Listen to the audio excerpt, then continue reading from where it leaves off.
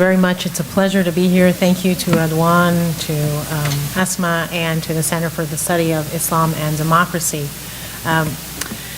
So I am going to cover an article, or summarize an article that's forthcoming in the Nebraska Law Review called Rethinking Counter-terrorism in the Age of ISIS, where I focus on the Sinai Peninsula.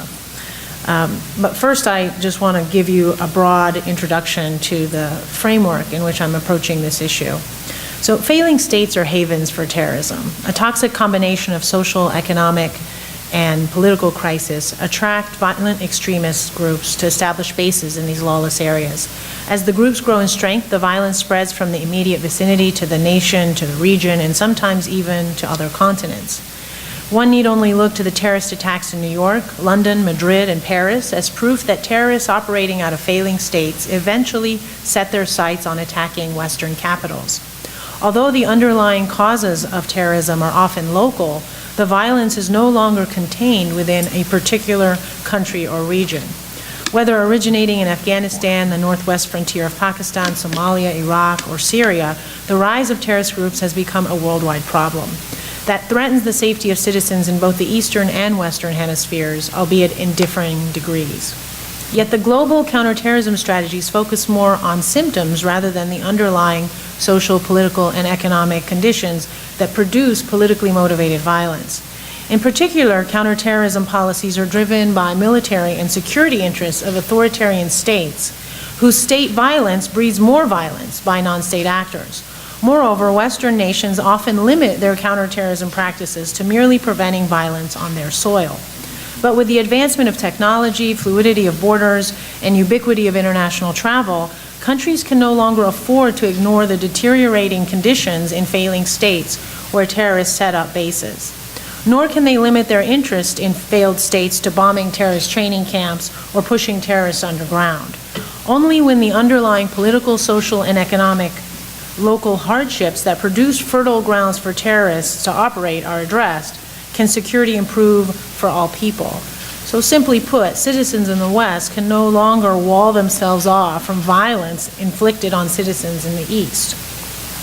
So accordingly, I proffer a paradigm shift is necessary in the preventive goals of global counterterrorism policies.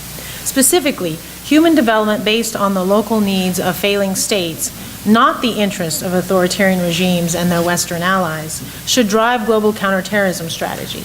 Further, human development should go beyond meeting fundamental needs such as food, shelter, and water to address political reforms demanded by the local population.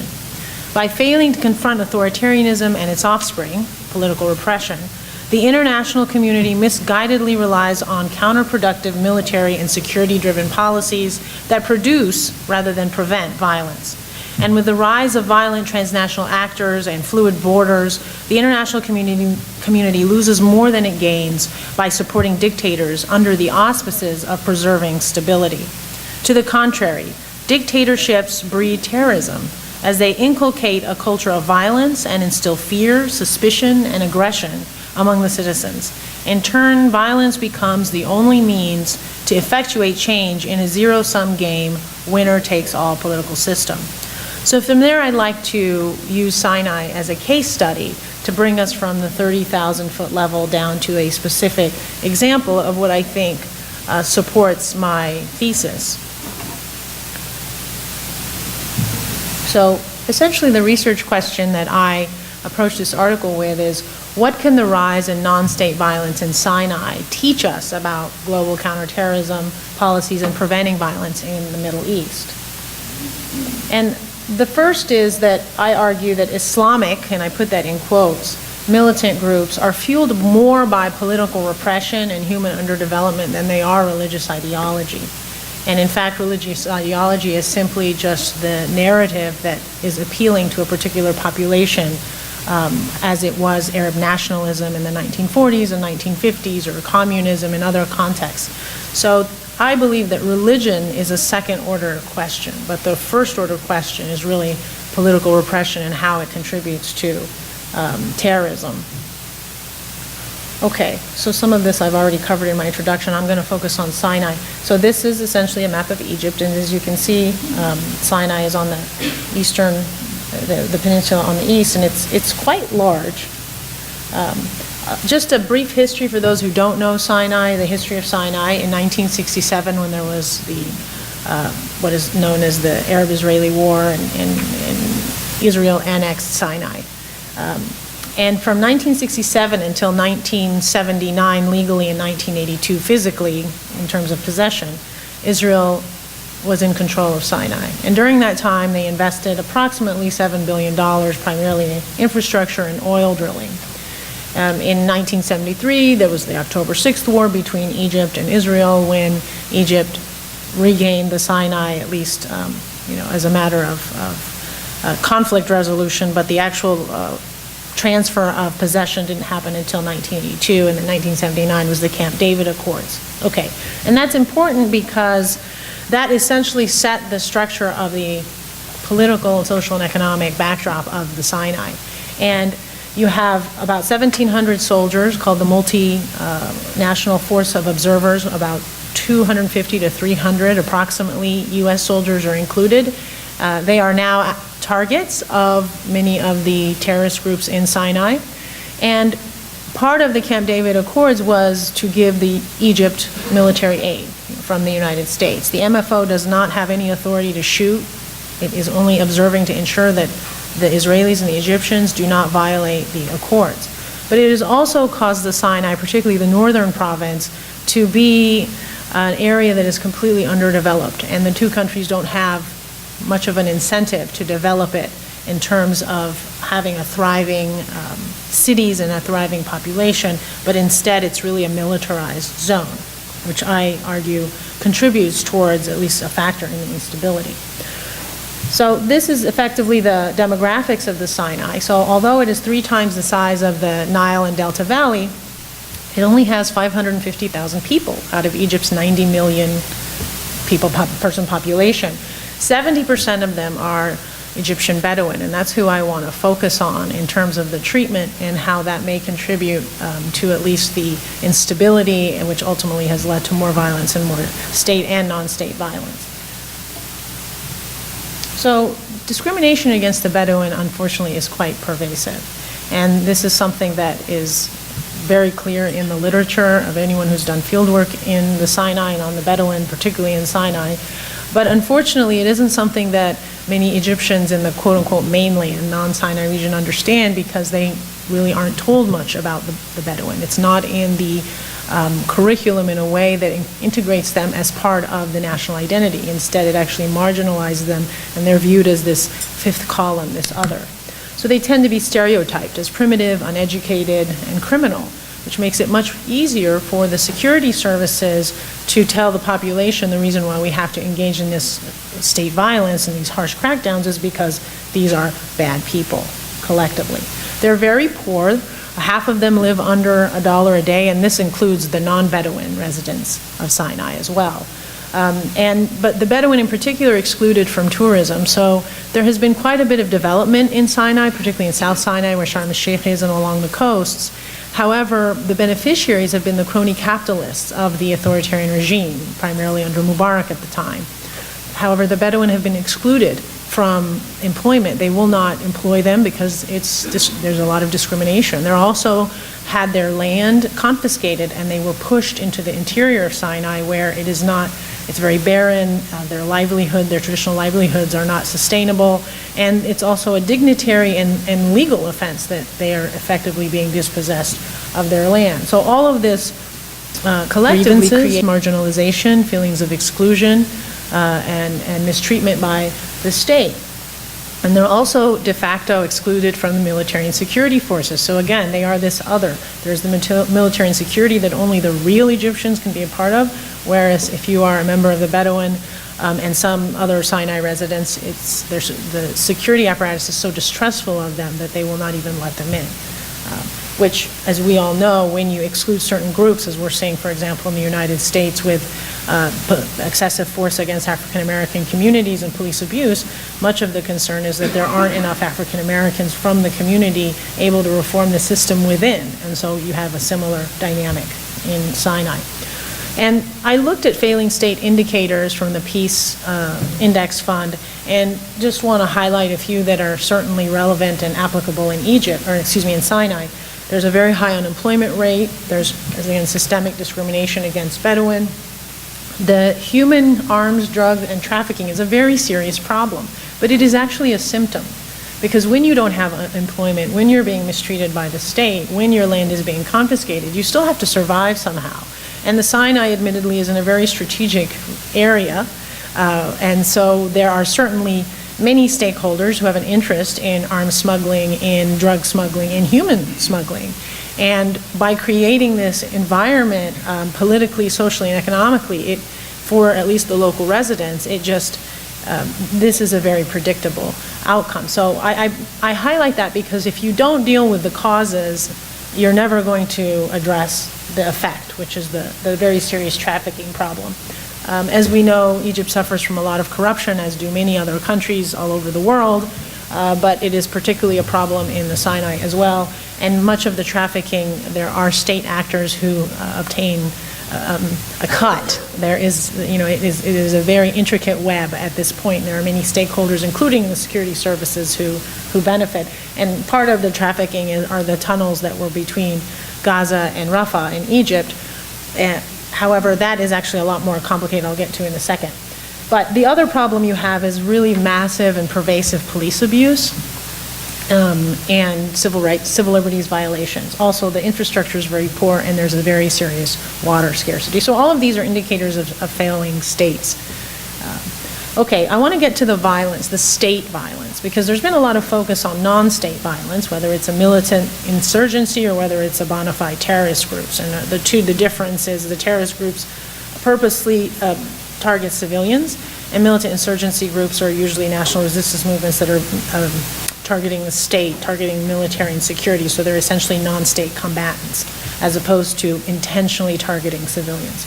Okay, so in the 1990s, there was a wave of non-state violence. Most of it was bona fide terrorist activity because it was targeting civilians, and there was a very, very harsh response by the state.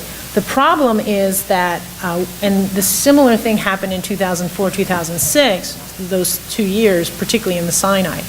And while it's completely acceptable for a state to respond via a national security response, the problem, at least in the Egyptian context, and we see this in many other authoritarian regimes, is it casts a very wide dragnet, and you're guilty by association if you have any similarity with the identity of the alleged perpetrators. And so what happens is you get this radicalization, is you have, while you're trying to target the criminals, you arrest thousands of people, put them in very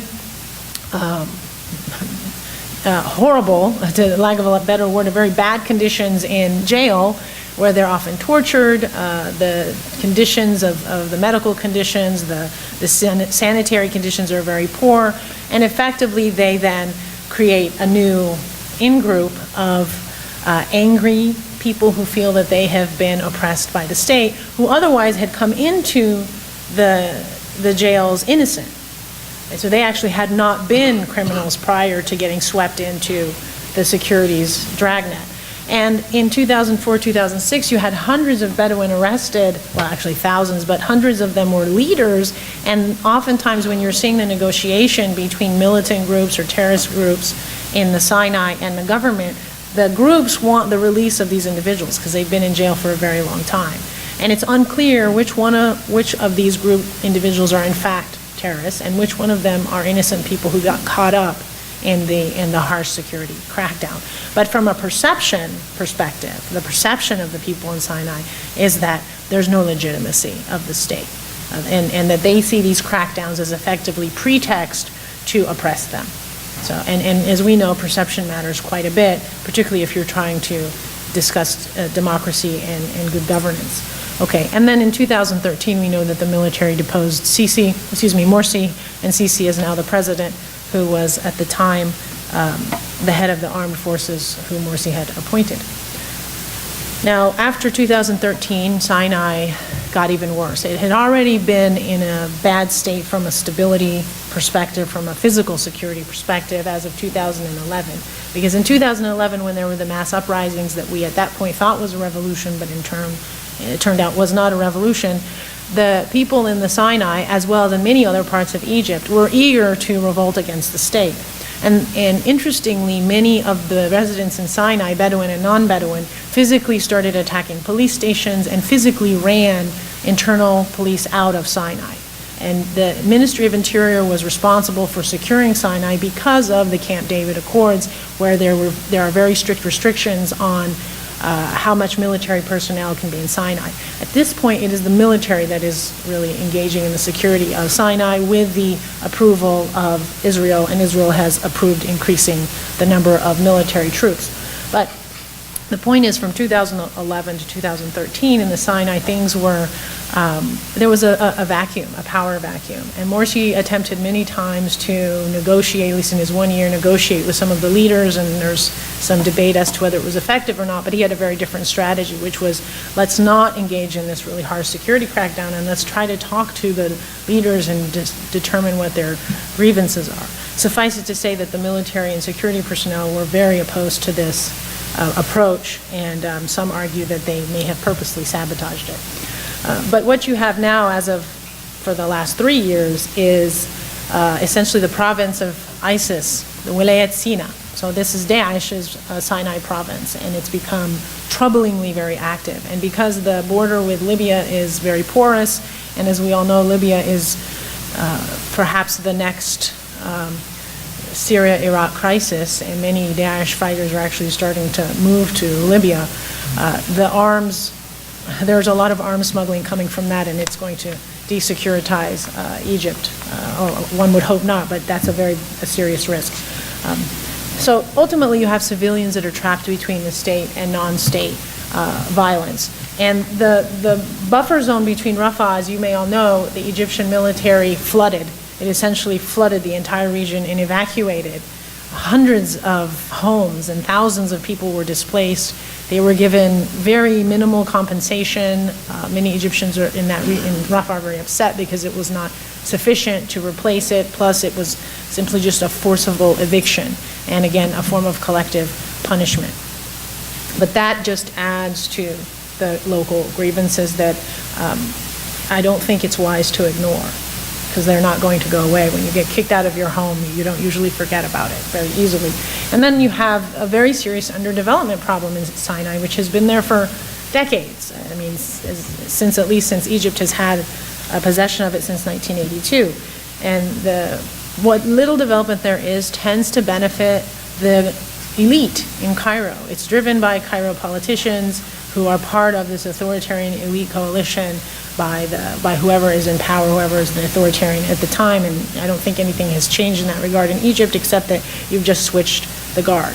Right? So now the military is much more powerful, and the internal elite within the military are now replaced the business elite that Mubarak was using through his son, Gamal Mubarak. Okay, so this just gives you an idea of just very minimal funding. Okay, so my recommendations are in many ways quite obvious, but admittedly difficult to implement. But there are things that I just don't think, at least the United States has realized in its aid to Egypt and in its engagement with Egypt. So first, development has to be desecuritized. It shouldn't be development in order to promote national security. It should be development to address the social, political, and economic conditions that will create the stability that will ultimately minimize the violence. It'll be very difficult to do. It will not happen immediately. But terrorism is a symptom.